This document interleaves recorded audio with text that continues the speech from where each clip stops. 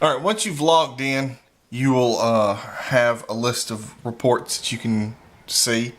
Click on user reports and it's going to come up and give you an option of device service report or measuring device reports. We're going to go with the measuring device reports because you're going to be doing an inspection. So we're going to click on it. And this right here has all 4 sections because this is a test account I've set up and I've given him access to everything. Depends on what you have a license for is what you'll see. If you only have a low volume license, then that's all you're going to see. And that's what we're doing today. So you click on that, and then of course same thing here. Depends on what you have license for and what reports are available will show up here. We're going to do a low volume test report. So we're going to click on it. Now these 2 screens operate separate of each other. So if you see this line down here, that makes it separate between the 2. So these 2 don't always react at the same time. Like let's say for instance I clicked on that and brought that up. I can click back and this screen will not update. It's still in its old state. I click on low volume, I click on it, it'll update it, bring that in there. Okay, so now I've clicked the report that I want to use. All I have to do is come up here and click begin. And the first thing it's going to want to do is it's going to ask me for my location. So I'm going to click on my location. Now, you have a couple of options here. I'm going to go the easy route. I'm going to say 1, 2, 3, 4. I've got just a fake location ID set up right now that I'm using for this training purposes. Okay, I click search and it's going to bring up everything that is got that information in it. We're looking for that place, the name of that place. Okay, now this option has a couple of different options. You can tell it, let's say for instance I don't know the ADM number off the top of my head, but I know the location address. It's 100 somewhere lane. You see that right there? I can come in here and I can say 100 and I can say somewhere and hit search. And it's going to bring me up everything that has either 100, 100 somewhere. First one up is somewhere lane. Let's say I'm wanting to look for the location. It's called that place. I can do that also.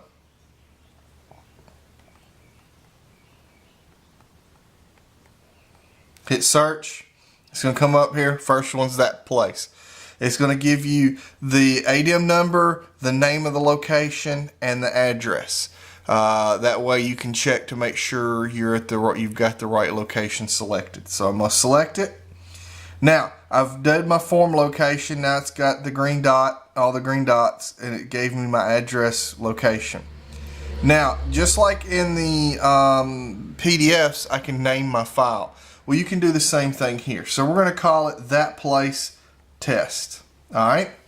The next option you have is the dates. Let's say this is going to be the date that you did the inspection on. Okay. So let's say we did it February the 21st, 2018. All right.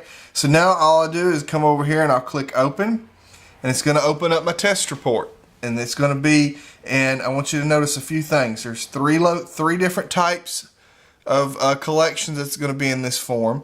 The other thing is up here at the top. It is called that place test. That's what we named the file, so that's what it's going to name it in there. Of course, it's going to give you your time, and it's also going to give you what we call a breadcrumb trail. If you notice, it'll say low volume test report, and then it says non-SA. All right. So the first thing we're going to do is we're going to do the ground tank identification. So we're going to click on that. All right.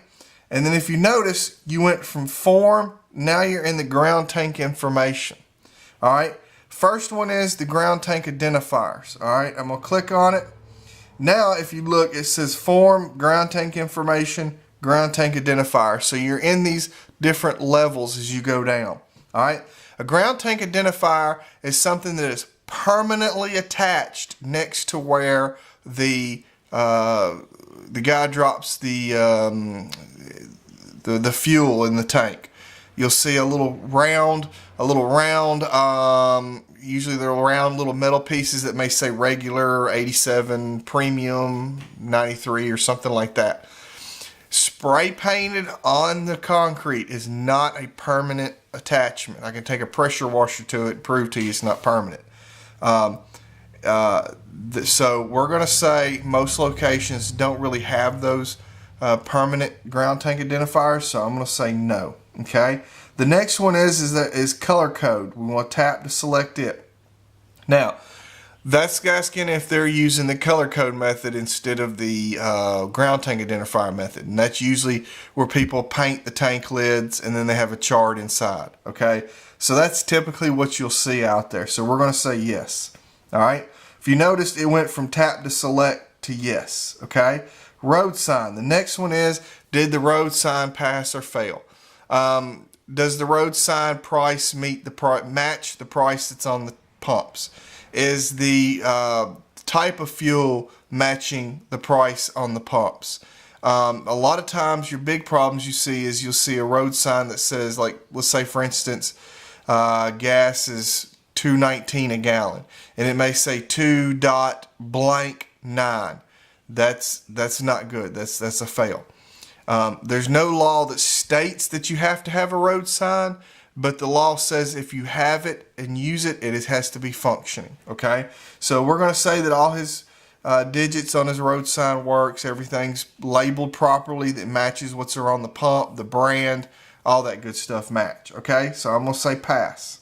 All right, the next one is going to be our ground tank water levels. I'm going to click on it, and it tells me that there's no entries to tap the right top right plus sign or go back. I can either go back or I can tap the plus sign at the top, and that's going to allow me to enter in the entries. All right, what we're going to do for training purposes, we're going to say he's got 4 underground storage tanks. 1 is going to be 87 with ethanol, 2 is going to be 93 with ethanol, 3 is going to be 87 no ethanol, and 4 is going to be regular diesel fuel. Okay, so the first thing we need to do is we need to tap on it, and I have a list of all the grades of fuel that I think that are out there. If you run across something that is not listed in here, let me know and I can easily add it. All right, so the first one is going to be 87 with ethanol. This is the standard, contains up to 10%. That would be this 87 ETOH for 87 ethanol. You also have an option for 87 E15 and for 87 without ethanol, which we'll get to that in just a minute. So I'm going to touch 87 with ethanol, okay? The water level reading. This is where we're going to put the water level reading in. The Veriform system is not an acceptable way to measure water. You must stick it and use paste. Now, having that said, you may have a stick that reads in not decimal. It may read in 1 1/4 inch. All right. If you look over here on the far right, it has a little eye, and it's a little information. So I'm going to tap on that, and it's going to tell me the water level reading is in decimal numbers. So if it's 1.5 inches of water, it would be 1.5. 1.25 inches, 1.25. 1 3/4, 1.75, so on and so forth. Okay. You're going to see a lot of these little informations as we go through. I'll click on some of them, but what they're basically doing is saying this is what we're looking for as an accepted input number. So let's say that this the 87 with ethanol had 1/2 inch of water. I can say 0.5, or I can just come in here and say 0.5. All right. Now, before I get any much further, I want to note that whatever water levels I put in here, I'm not accepting or saying that it is within tolerance. I'm just making different amounts so that we can see it on the test report as different amounts. Okay. So after I've done that, I've got my 2 green dots. It's both acceptable inputs. I'm going to click save. Now it's actually got the 87 ethanol with my water level reading on there is entry 1. Now I have a couple of different ways that I can go about this from here. Let's say the next one's going to be 93 with ethanol, the next tank I'm going to check. I've got 2 options. I can click on here, and I can say I can either edit my entry that I've put in. Okay, I'll just click save. I can click on here and I can duplicate it. All right, Now let's say 93 with ethanol had a 1/2 inch of water also. All right, I can come in here and I can say 93 with ethanol, all right, has a 1/2 inch of water. I click save. There it is. 87, 93 both have 1/2 inch. Well, let's say I made a mistake and it was really a 1/4 inch. So I just go tap on 93. I say edit. And then I'll come over here. Instead of 0.5, I'll say 0.25.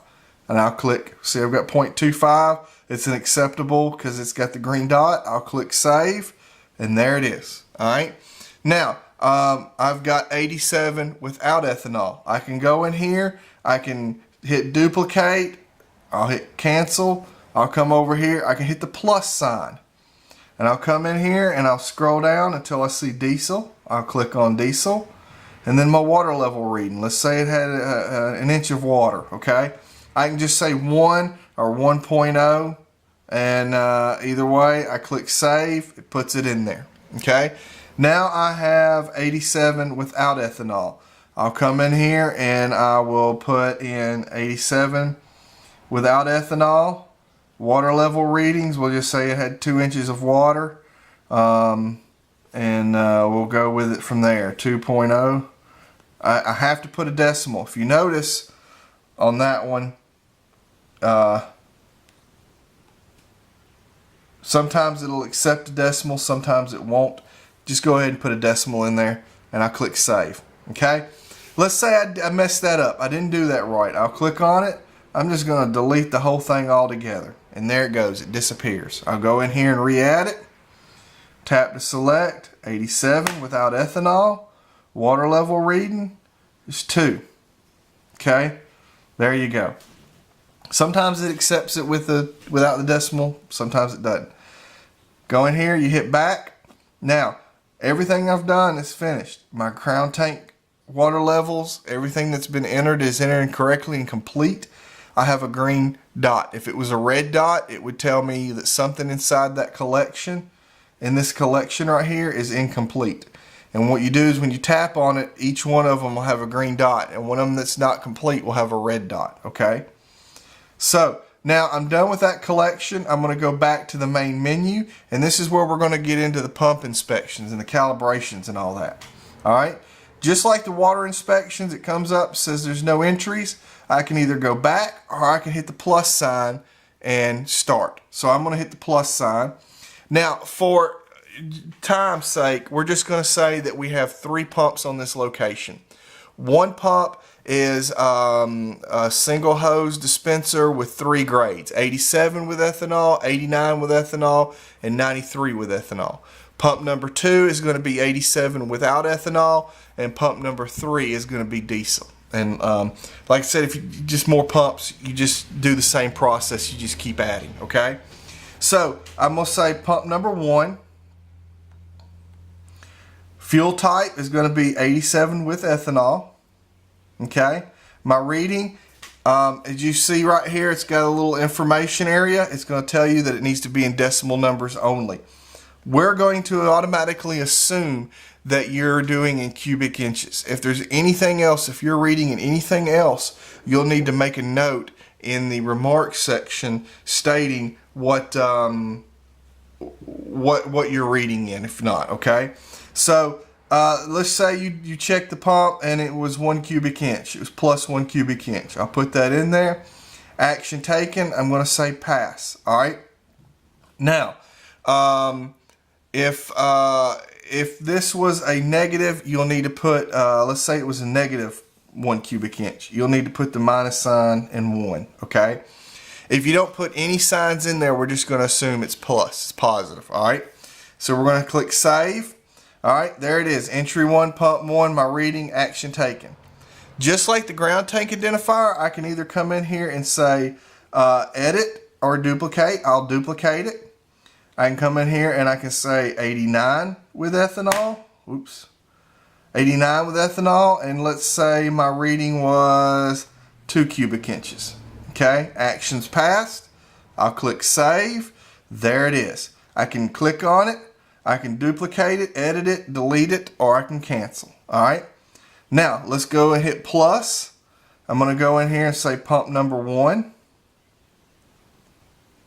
and I'm going to say 93 octane with ethanol. Alright, my reading is going to be, let's say 3 cubic inches. Tap to select pass, and there it is. I want to click save. Make sure you always click save. Alright, there's pump 1. I've completed pump 1. Now it's time to move on to pump 2. I'll come over here, I'll click plus, pump number 2. Tap to select. It's going to be 87 without ethanol. So I'll click on it. There it is. My reading. Let's say this one was out of tolerance. Let's say this was 9 cubic inches. Alright, that means it's failed. There it is. It's failed. I'll hit save. Okay. Let's say all it needed was recalibration. Alright, and you've recalibrated it and then you've tested it. After you've calibrated it, you need to test it. So I'm going to come in here and I'm just going to say duplicate. Alright. And then I can come in here and let's say it was minus 1 cubic inch. Minus 1 cubic inch. I'll click on here and say pass. And I'm going to click save. Now, as you see, I've got pump 2, 87. First one failed and the next one passed. You got a before and after. You'll need to make a remark in the remark sections, which we'll go over that in just a minute on explaining what you've done here. Okay?